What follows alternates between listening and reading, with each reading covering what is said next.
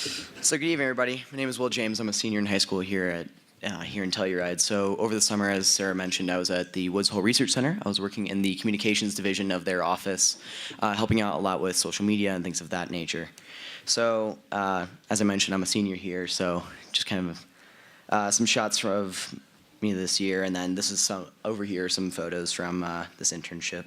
Got a little ahead of myself there. So to start my internship, before I got to Woods Hole, I actually started at the climate reality training in Bellevue, Washington. I believe it was the 36th. This is a series put on by Al Gore to help teach people how to better communicate the issue of climate change. I now have access to Al Gore's quintessential slideshow that is very famous from Inconvenient Truth and things of that nature. So I got to meet a ton of people, including John Pollock, who's up here in the top left. He's a professor at University of Michigan, where I hope to attend next fall, which is very great. So and this is the view that you saw on the first slide. This is Woods Hole Research Center, its famous windmill out front. Woods Hole Research Center is actually inside of an old mansion that was converted and added a second wing. It's now LEED certified, which is very impressive, and is hoping to be carbon neutral by next year. So these are some of the people that I worked with. On the far right is Dave McGlinchey, who was my boss at Woods Hole Research Center. He is the Communications and Development Officer at Woods Hole Research Center. And then numerous other people who are working at in the communications division as well as in research. What's unique about Woods Hole Research Center is that they believe that politics and science don't need to be separate things. They're very politically active. All of their scientists are allowed to express their beliefs whenever they want, how they want. So these are some of the scientists, as I mentioned, at the Climate Brunch.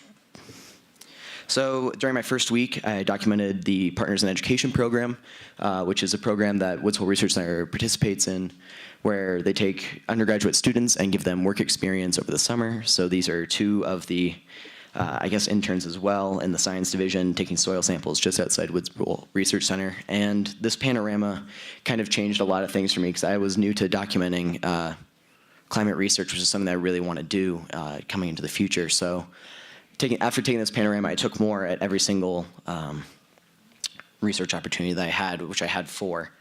So this was the first one, which was the urban ecology program, which was focused on biodiversity versus in areas that were urban versus suburban or rural, and documenting how urbanization has changed and modified biodiversity.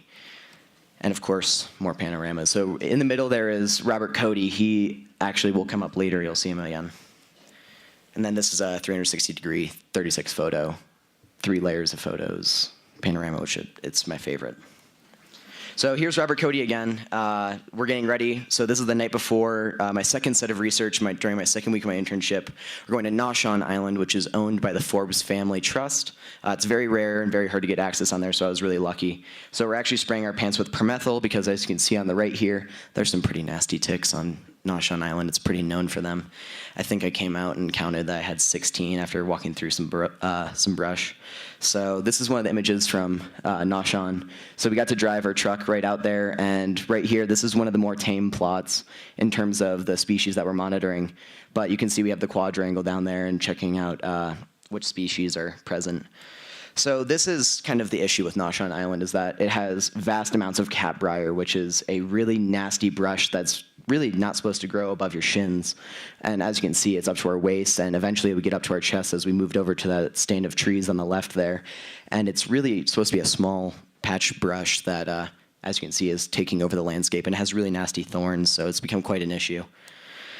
And then this is the final bit of research. This is maybe my favorite photo from the entirety of my time at Woods Hole. We went up to Plum Island, and this is a PhD student marching through the fields during what's called the TIDE study. It's an 11-year study, and it's going to end up being 20 years. It's in its 11th year now. They've been adding nitrogen to the swamp and for the last 10 years, and now they're monitoring its recovery. So we were pulling up nets, and this was an image captured that morning. So obviously, thank you, everybody.